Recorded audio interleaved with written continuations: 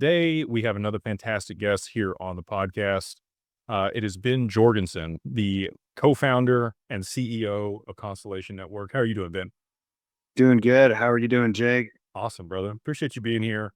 Ben You was got those pearly white teeth, man. You got those pearly white teeth out there. I'm gonna try to get these whitened because I'm drinking coffee, and I have a big event coming up on Memorial Day. People don't know what it is yet, but I'm gonna try to be looking sharp for that. And then we got XRP Vegas and Bitcoin 2025 here next week. So Nice. thank you. Big couple weeks. Yeah, yeah, I have big chiclet teeth. So yeah. And you're like, they're not veneers. yeah, they really are. These are the real deal. All right.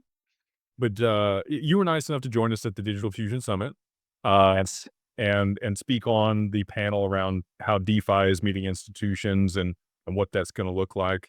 For those that don't know you that are watching this, would you mind giving a little bit of background about yourself and how you came into the space?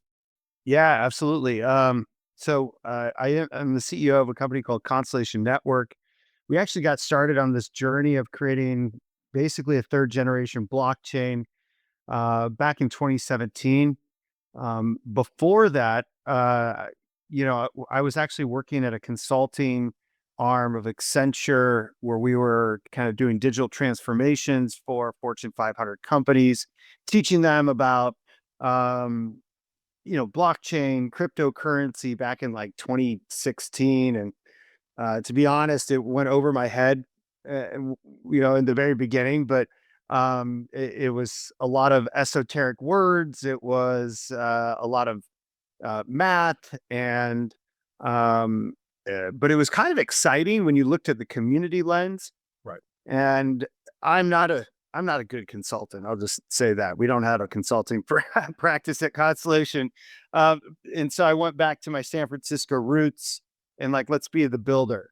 I was the builder, and I found a couple people that had a really good vision for an alternative blockchain, one that brought Web3 tools into Web2. Most Web3 or blockchain tries to force, uh, traditional tech into Web3 tooling, which is really, really hard. And when you understand the problems of why that's hard, forced frameworks, already established processes, already established workflows, it's nearly impossible to get enterprise into blockchain.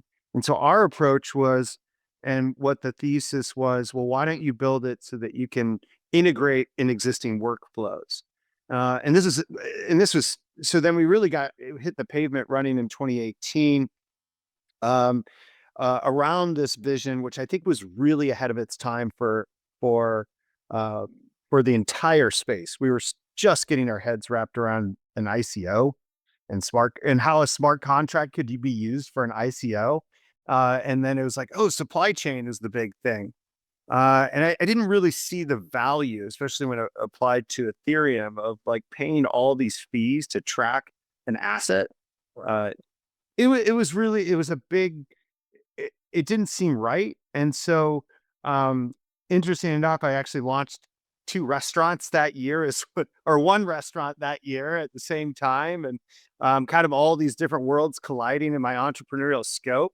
But what I did differently at the Constellation company to help us realize where our vision was, where our entrepreneurial knowledge was, where the value was of the next generation of blockchain. I made our entire company write government applications for grants and contracts, purely as an exercise to get people to, understand the vernacular that they're talking through, what hits, where are we.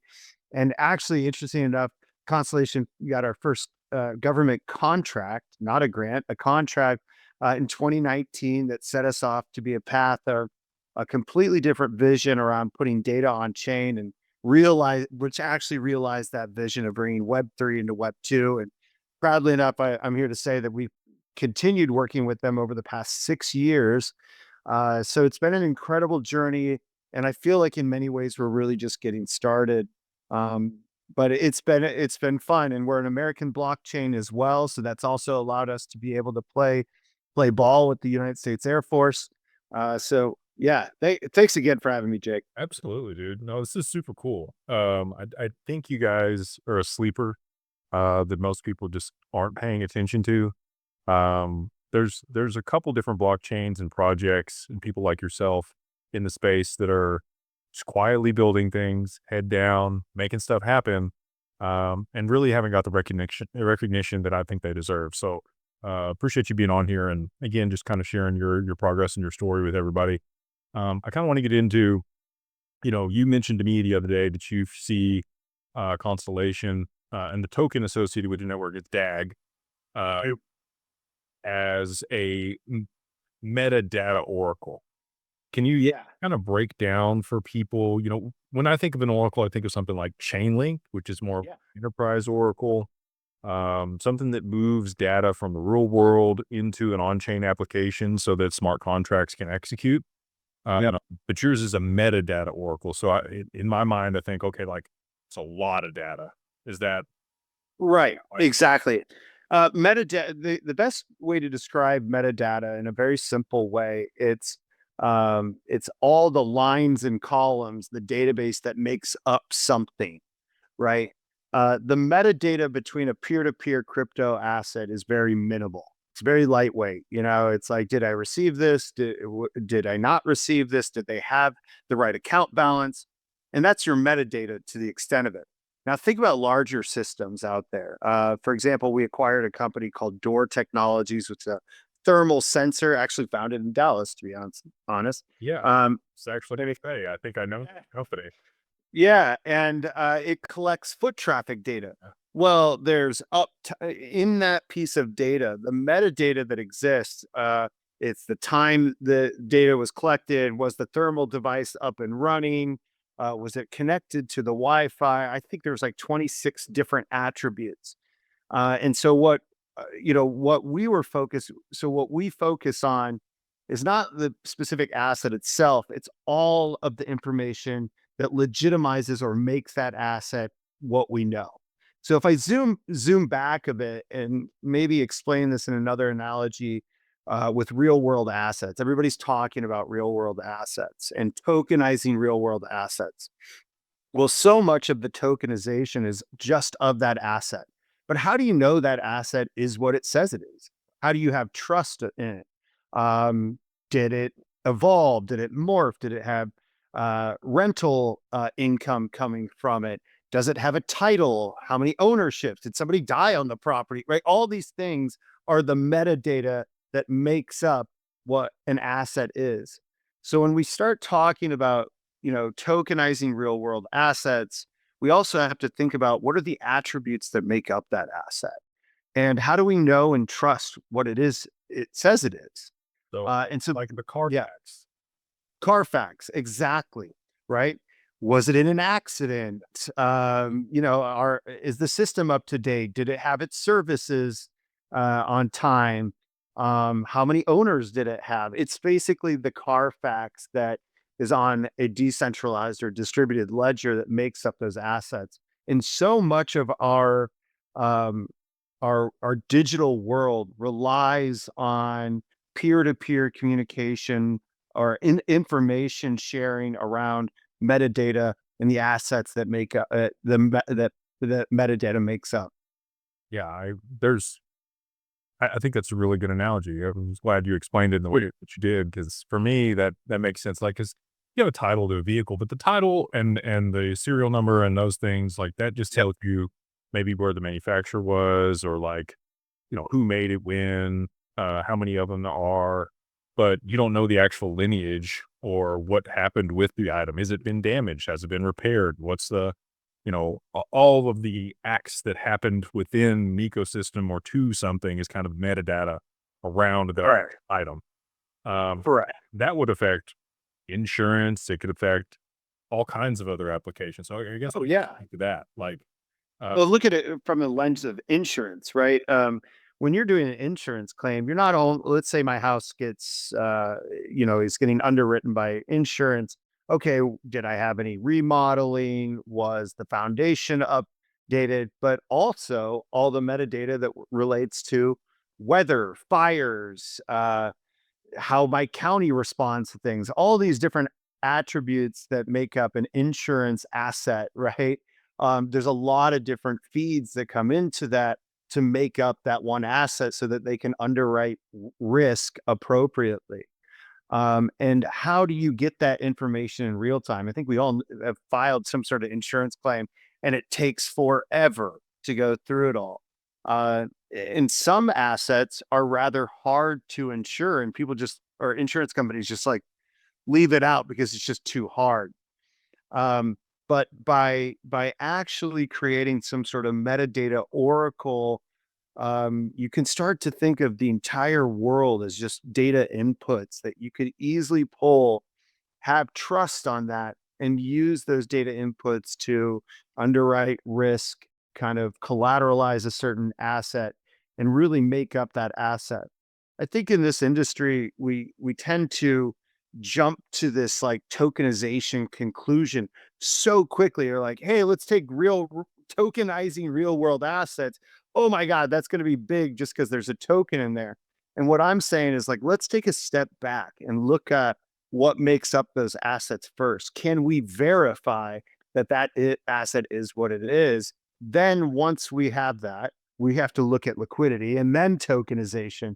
So we've got a lot of steps to realize that vision. But I think that the interesting part around verification, around metadata, opens up so many use cases you can't even imagine. We recently started working with Panasonic, and we kind of presented our vision in this sense, right? And we started out talking about consensus. Well, that just loses everybody.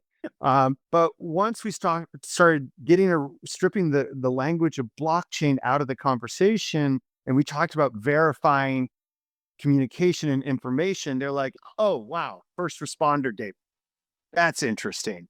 And we're like, "What?" And they're like, "Oh, we have like 10,000 tough books on military vehicles, police vehicles. We've got like another, I don't know how many thousand. We have emergency vehicles.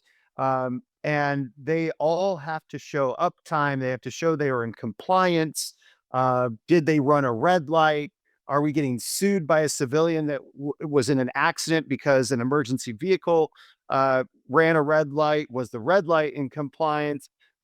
All of that data is a digital evidence, so to speak, that creates this kind of footprint or fingerprint or thumbprint, if you will, around that asset.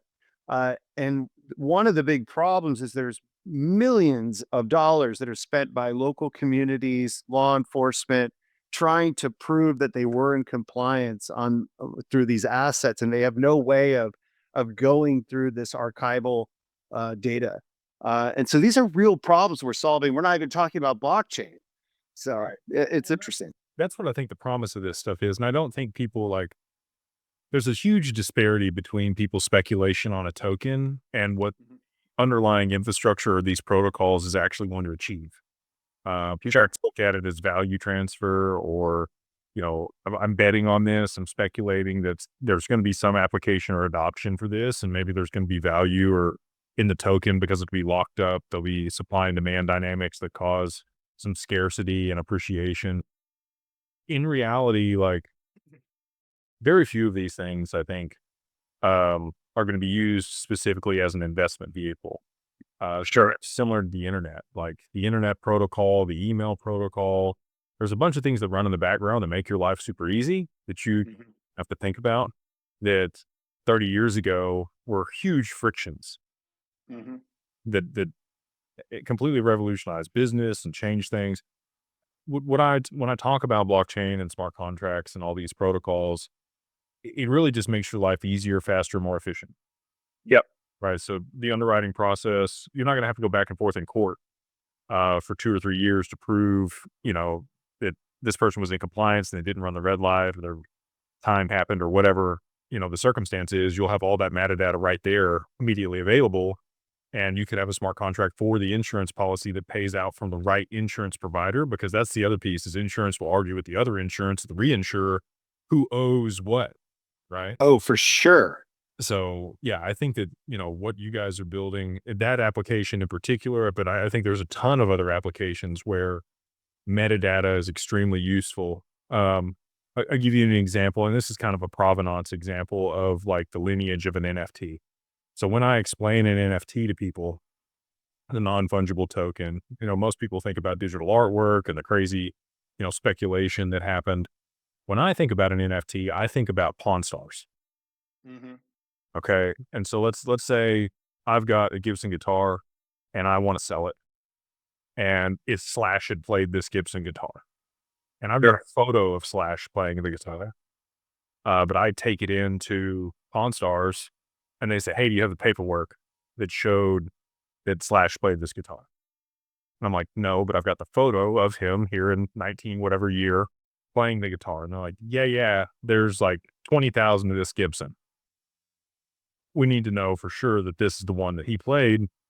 Otherwise, I can only give you the value of the Gibson. I can't give you the value of the Slash's Gibson, you know?" Correct. Um, and so with the metadata, you could see all the concerts that was played, where that guitar was at any given time, like the temperature of the arena or how many people attended the concert when it was played. There's just so many like additional components or data points that could be considered or add additional value or subtract value from an asset, right? If you had all of that contextually. Exactly. And what, basically what I'm saying is, and what we're riffing on here is how do you evolve that to getting inside existing workflows that already exist? Yeah. Expense management, relational databases. Oh, this relates to another database is exactly what you're talking about, but it's not so much on the consumer side, which I think a lot of NFT technology was, but how do you work with those existing digital rails and the existing digital workflows?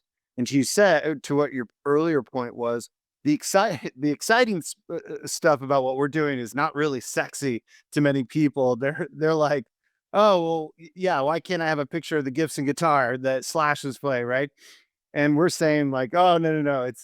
It's about all the data that exists around existing workflows, down to patents, to provenance of those patents, and knowing where it was used in different other workflows. So it's not always the sexiest conversation to have with people, but when you look at the dollars and cents of how information moves, that to us is the really attractive part.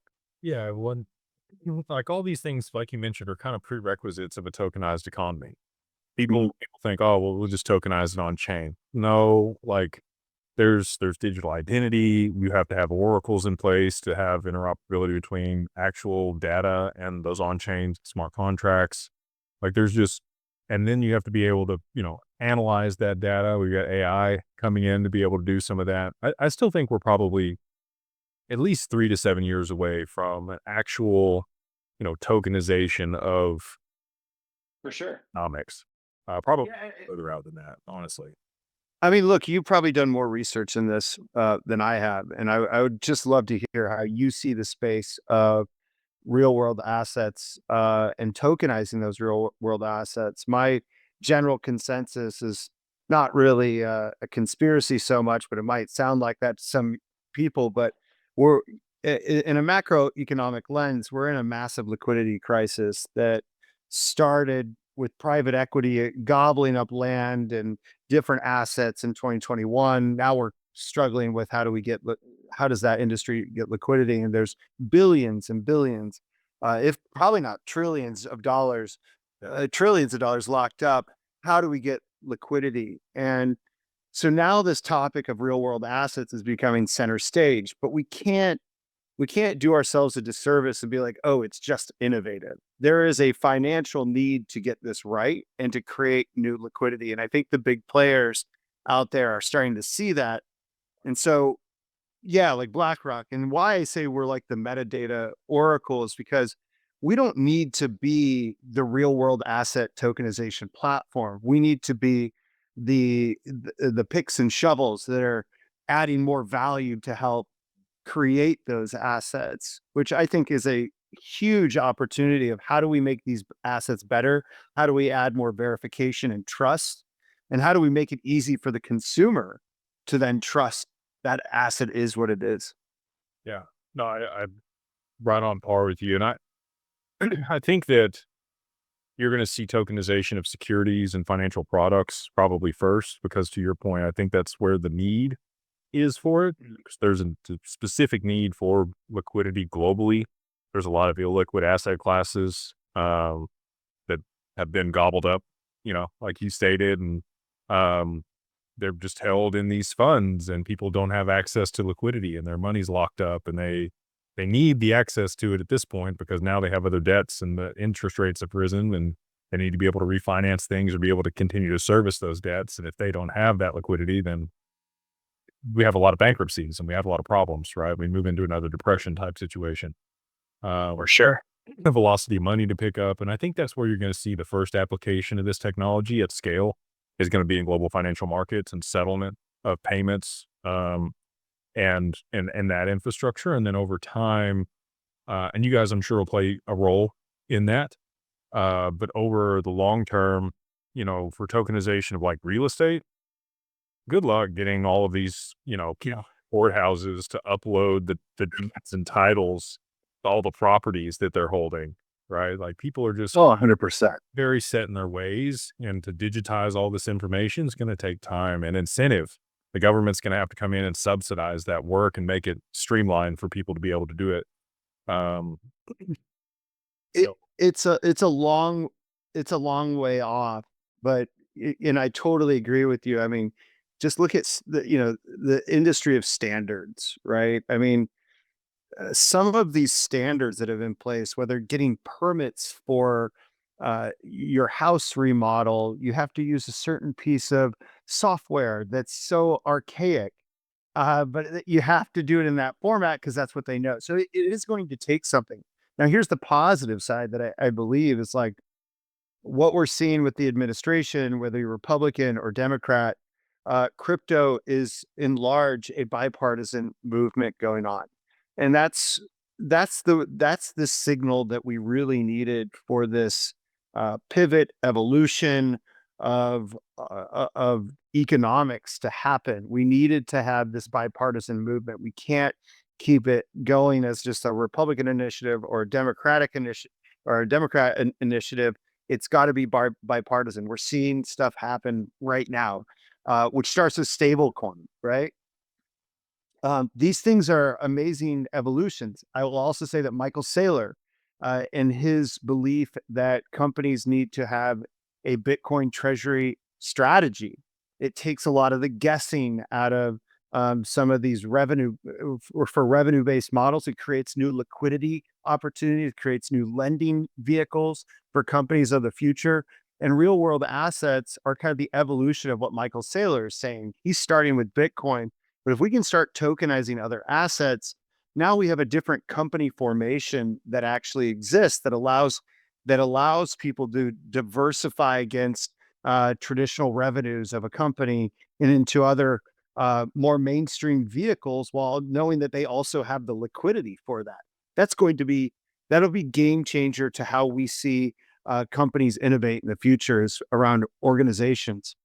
yeah, what they're going to hold on their balance sheet is going to be very interesting. Uh, I agree.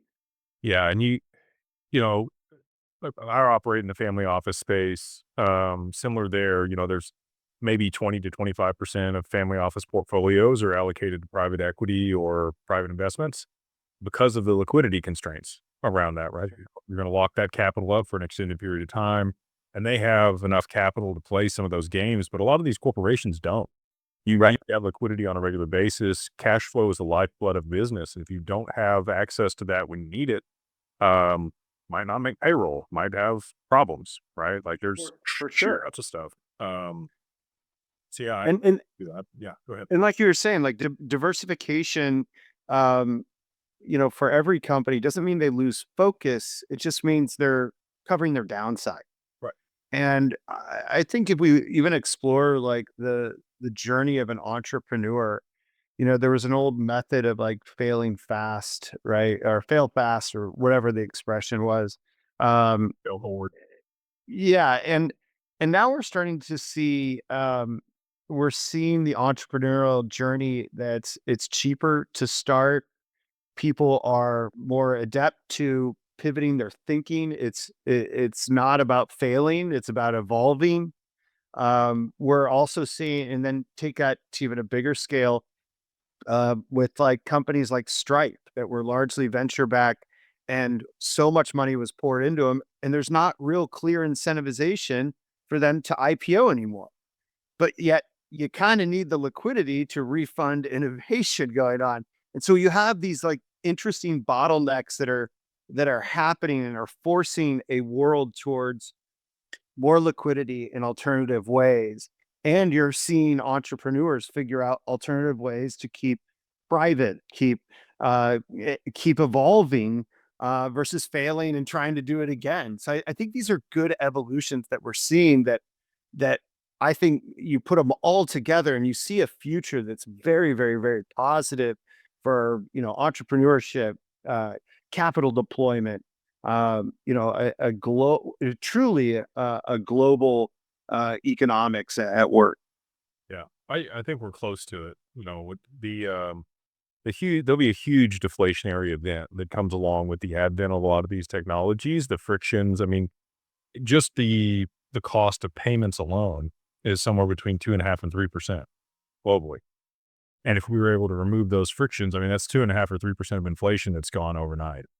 Wow, Like that's huge. yeah, That's like what, 50% or 30% or something? it'd be a lot that people Right. it would be immediate savings because there's transactions across the supply chain, like you talked, Yeah. like you have manufacturer that sells to a wholesaler, wholesaler sells to the retailer, retail sells to the end user. So you've got 3 or 4 transactions just right there, and each one of those has built-in inflation because of the friction to move that money between those counterparties. Fascinating. So there's going to be, and the flow of that money will move much faster also. So the velocity of money will pick up. Right now, the velocity of money is the lowest that it's ever been in our lifetime.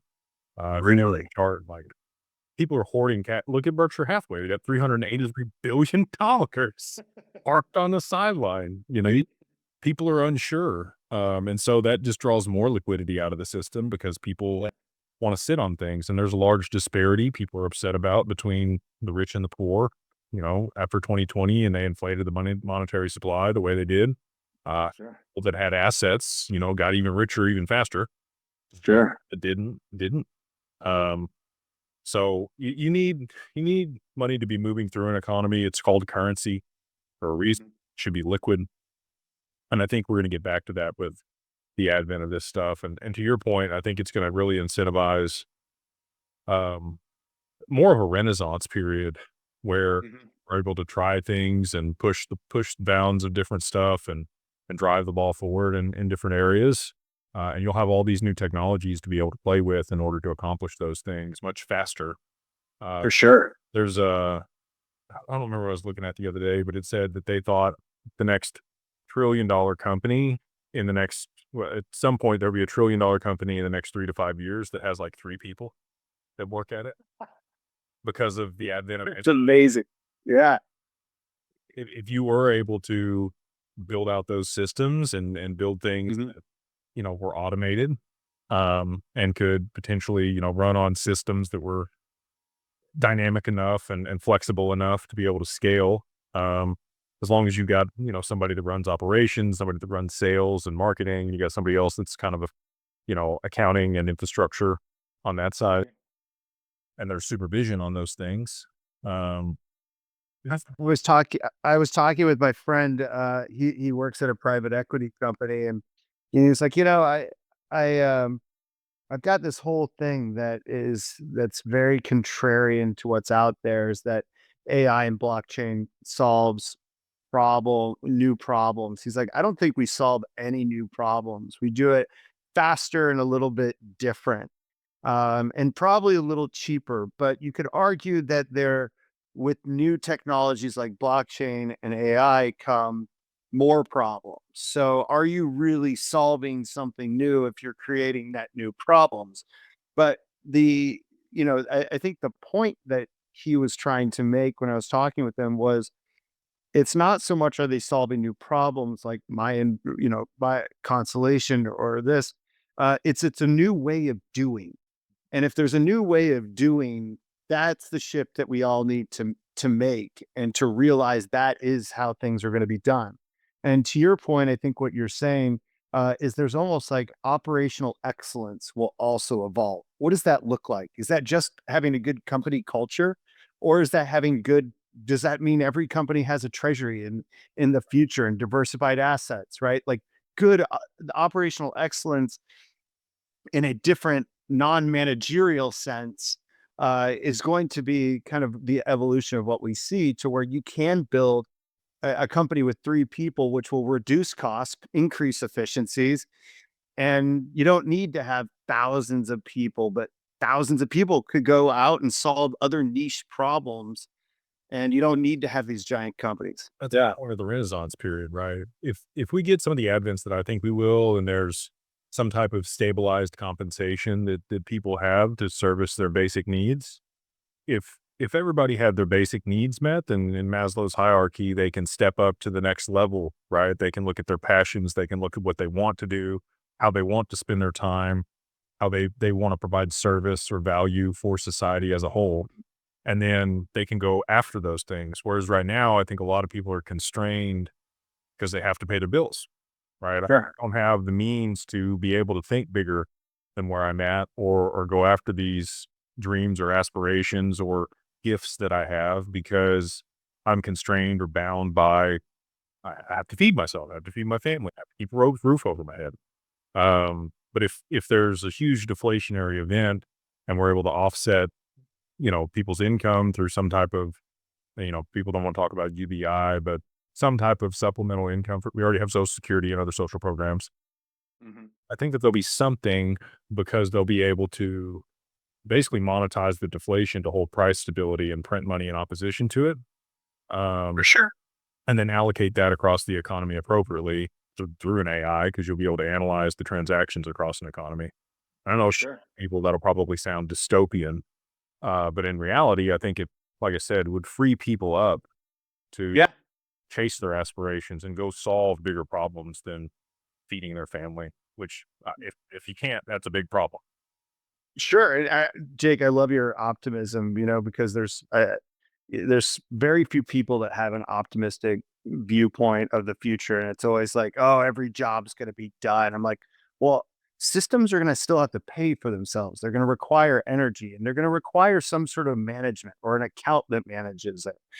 And that alone could create the utopia that semi utopia that we see, or we think of, versus like, oh, it's just going to go down to zero. I mean, everybody's thought that over the last 200 years with every innovation. Well, the quality of life of everybody has improved over the last 200 years.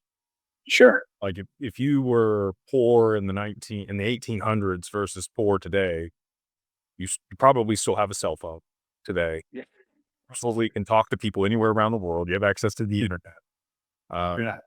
there are other things, if you have some type of Section 8 housing, it's probably at a better standard. You have running water and a toilet. Like, there's a lot of things that you have today that you wouldn't have had 200 years ago. Um, and I think that progression will continue, and probably even speed up. Uh, I think that the standard of living for most people is going to continue to improve at a dramatic rate, which would be great.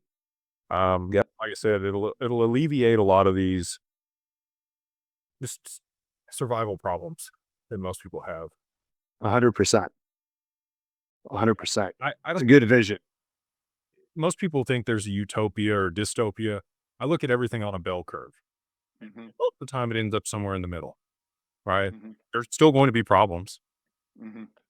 Yeah, Uh, that's true. It'll be good things that happen, just like the internet. The internet caused great things to happen, and we have all these innovations and benefits, but it also caused other frictions and problems that we didn't think were going to cascade out of that, right? And so, Sure. blockchain, AI, 3D printing, all of these other technologies that are emerging today that'll converge Hmm. are going to do the same thing. They'll disrupt industries. And that's probably one of the coolest things. Well, cool for some people, not so cool for others. Is you're going to see. Have you ever read "The Future's Faster Than You Think"? No, I'm going to take a note. This sounds great. It's an awesome book. It was written in like 2018 or 2019 before COVID. Uh, Okay. and they talked about the convergence of multiple technologies and how um, technological advancement would basically go vertical. Um, and they kind of talk about like Blockbuster, uh, Yeah. and how long it took because they just closed the last store the other day. Like the first and last store, like 6 months ago, they closed the last store that was open. Um, and like you saw it expand, everybody knew what Blockbuster was, and then contract all the way back to that store. And they had the opportunity to buy Netflix and pivot, and they didn't. Sure. And so you're going to see that happen, but on a much further protracted scale. Like every 2 to 5 years, you're going to have whole industries and corporations blow up and have massive success as they disrupt an industry. And then there'll be some other technology or innovation that comes in and completely wipes them out because Sure. it'll iterate even further on top of it from another direction that they didn't see coming. So if you're not constantly reinventing yourself like Apple or Google or some of these tech companies, you'll get eaten. By 100%. And innovation, just to, kind of cap that off, it's like innovation doesn't happen the way we think it does, right? Like I said earlier, like, okay, let's not get confused on why real world assets are coming into the fold. It's not because it's under the banner of innovation, but there's also a catalyst that's making it happen. And so how we always anticipate innovation rolling out is not what we expect. It never is the way we expect it, right? Even probably what we're talking about today and like, peer-to-peer payments and stuff like that, that's going to change dramatically.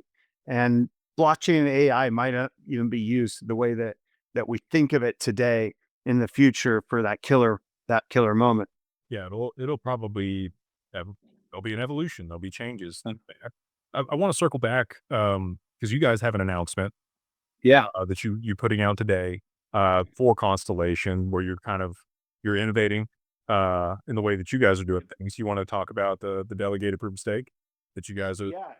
Absolutely. Yeah. I mean, look, I don't think all of crypto has to be about delegation of assets. I think it's an easy way for people to understand a complex industry, Yeah. and it's an amazing way to just get people to be on the same page. So basically, from a high level, you could go to say, Coinbase wallet, not Coinbase account, but Coinbase wallet. You could purchase our cryptocurrency and then hold that in your own wallet and delegate that to a node that represents our decentralized network or an application, which we call metagraphs. And you can delegate that to help further secure the network, but also earn rewards in stride with everybody else. And so what's really interesting about this is there's no friction. It's all done on chain. There are some lockup periods that people have to adhere to. But what's interesting about this is that there's a lot of things that we're going to find out that we just don't know. And one, for example, that we're already starting to see is that people that have a node that are on the network are starting to create their own vision, where they're like, "Hey, delegate to my node."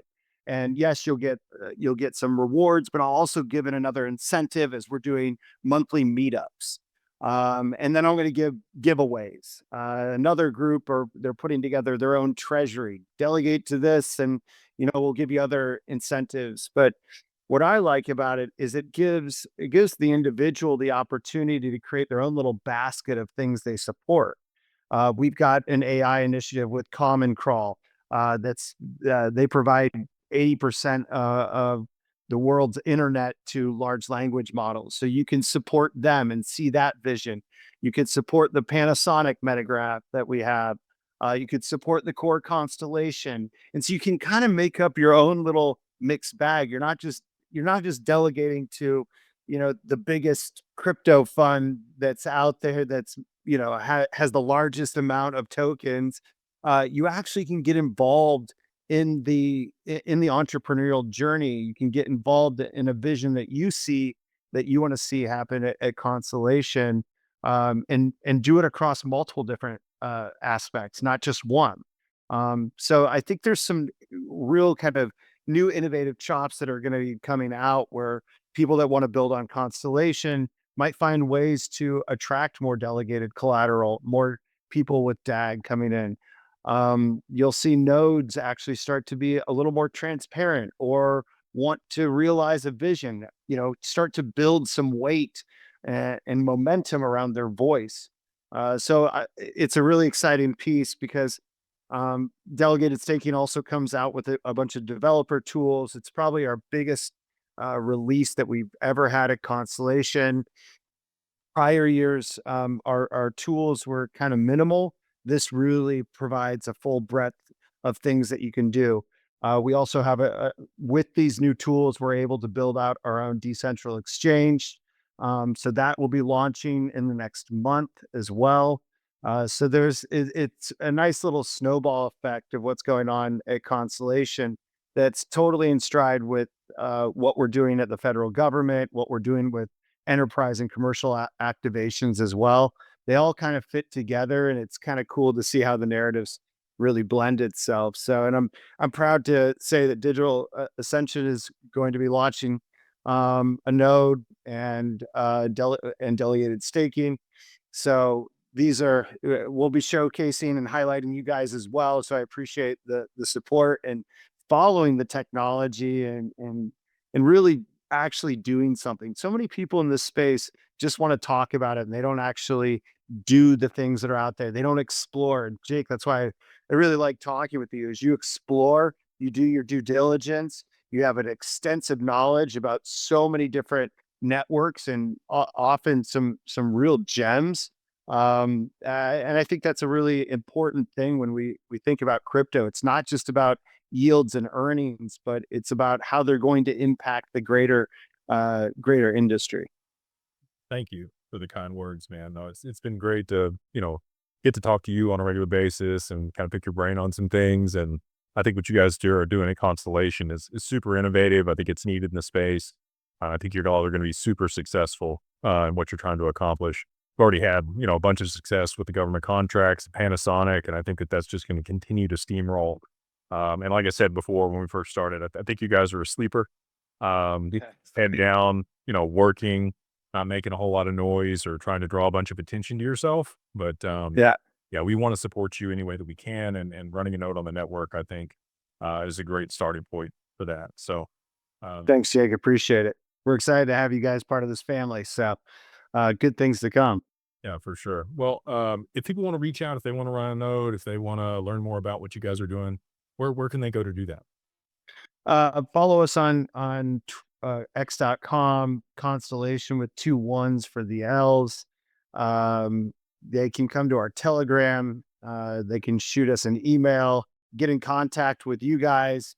That would probably be the best and easiest way. If they're serious about getting involved, I'd say talk to Jake and Max and crew. And, we'd love to connect the dots and see what we could put together. So, yeah. Absolutely, brother. Well, I'll have some links in the show notes below.